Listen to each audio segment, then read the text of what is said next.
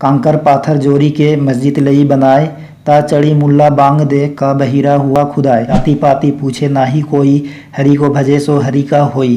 दोस्तों, इस वीडियो में आज हम सभी हिंदी साहित्य का स्वर्ण युग भक्ति काल है। भक्ति काल को स्वर्ण युग क्यों कहा जाता है, इस वीडियो में आज हम सभी सीखेंगे। तो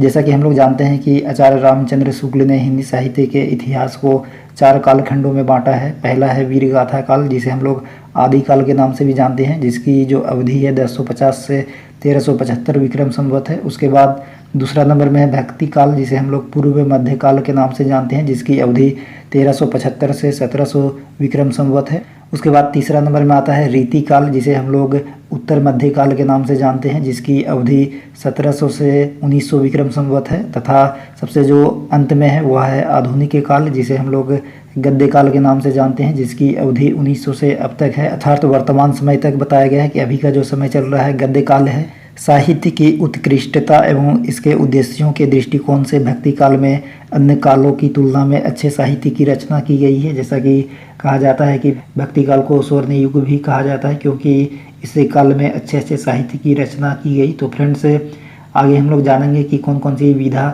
इस काल में रचना की गई।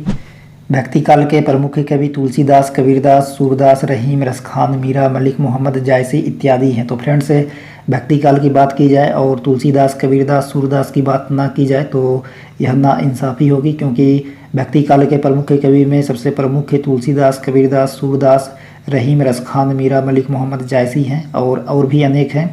इस काल की रचनाओं में भाषागत विविधता देखने को मिलती है। भाषा में विभिन्न प्रकार की विविधता देखने को मिलती है। इस काल में काव्य रचना के लिए कबीर ने सधुकड़ी भाषा का प्रयोग किया है, जायसी ने अवधी, सूर्य ने ब्रज भाषा एवं तुलसी ने अवधी एवं ब्रज भाषा जैसी हिंदी की प्रमुख तत्कालीन बोलियों का प्रयोग किया है। तुलसीदास द्वारा रचित रामचरितमानस, कबीरदास द्वारा रचित बीजक, सूरदास द्वारा रचित सुरसागर एवं मलिक मोहम्मद जायसी द्वारा रचित पद्मावत इस काल की प्रमुख रचनाएं हैं। तो फ्रेंड्स, बहुत सारे कम्पिटिटिव एग्जाम्स में ये सवाल पूछे जाते हैं कि तुलसीदास द्वारा रचित कौन सी रचना है, बीजक या पद्मावत या रामचरितमानस या सुरसागर। तो फ्रेंड्स, तुलसीदास द्वारा जो रचित है वह है रामचरितमानस, कबीर द्वारा रचित बीजक, सूरदास द्वारा रचित सुरसागर और मलिक मोहम्मद जायसी द्वारा रचित पद्मावत।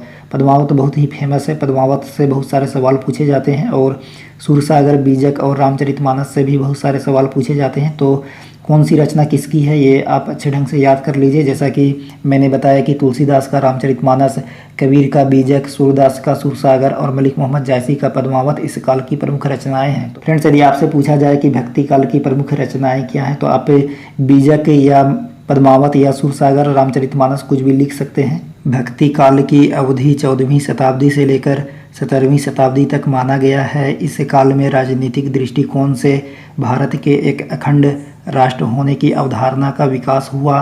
भक्ति काल की सबसे बड़ी उपलब्धि काव्यों के माध्यम से समाज सुधार करना था। उस काल में समाज में कई प्रकार के अंधविश्वास एवं आडंबर विद्यमान थे। ऐसे समय में कवियों ने अपने काव्यों से आडंबरों पर घात कर जनता को सही रास्ते पर लाने का प्रयास किया। सामाजिक भेदभाव मिटाने के प्रयास हुए।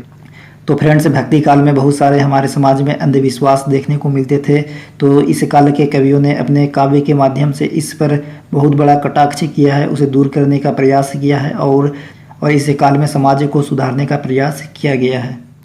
तो फ्रेंड्स, जैसा कि हम लोग जानते हैं कि बहुत सारे कवियों ने अपने पंक्ति के द्वारा हिंदू धर्म और मुस्लिम धर्म के मुल्लाओं और पंडितों पर कटाक्ष किए हैं। जाति पाति पूछे नाही कोई, हरि को भजे सो हरि का होई। तो फ्रेंड्स, पूजा के नाम पर, इबादत के नाम पर आडंबर के लिए कवि ने हिंदू और मुसलमान दोनों को खरी खरी सुनाई। पाहन पूजे हरि मिले तो मैं पूजू पहाड़, ताते यह चाकी भली पीस खाए संसार।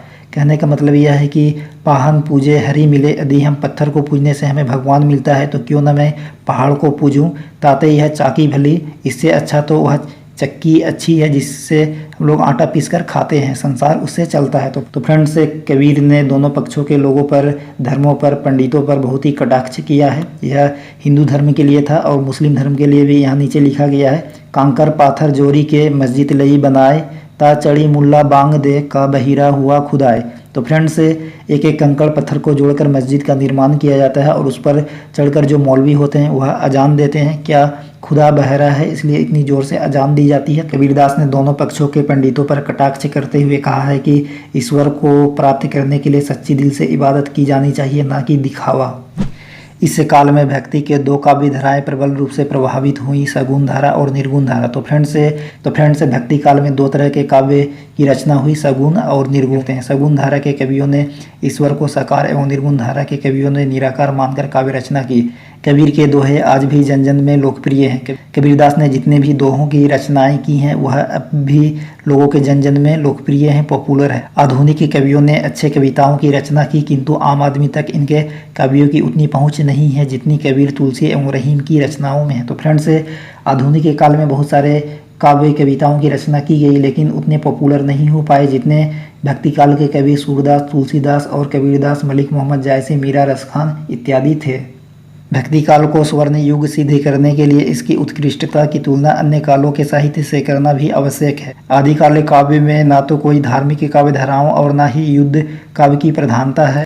तो फ्रेंड्स इस तरीके से हमें आदिकाल की रचनाओं में वीर रस और श्रृंगार रस की अधिकता देखने को मिलती है और उसमें अतिशयोक्ति की प्रधानता भी देखने को मिलती है, जिस कारण उसमें बढ़ा चढ़ाकर बताया गया है। जितना भक्ति काल के कवियों ने समाज को प्रभावित किया उतना आदिकाल के कवि नहीं कर सके, इसलिए हिंदी साहित्य के इतिहास में भक्ति काल को स्वर्ण युग कहा जाता है। तो फ्रेंड्स इस तरीके से हिंदी साहित्य के इतिहास में भक्ति काल को स्वर्ण युग कहा जाता है। तो फ्रेंड्स आई होप कि आप सभी को समझ में आ गया होगा कि भक्ति काल को स्वर्ण युग क्यों कहा जाता है।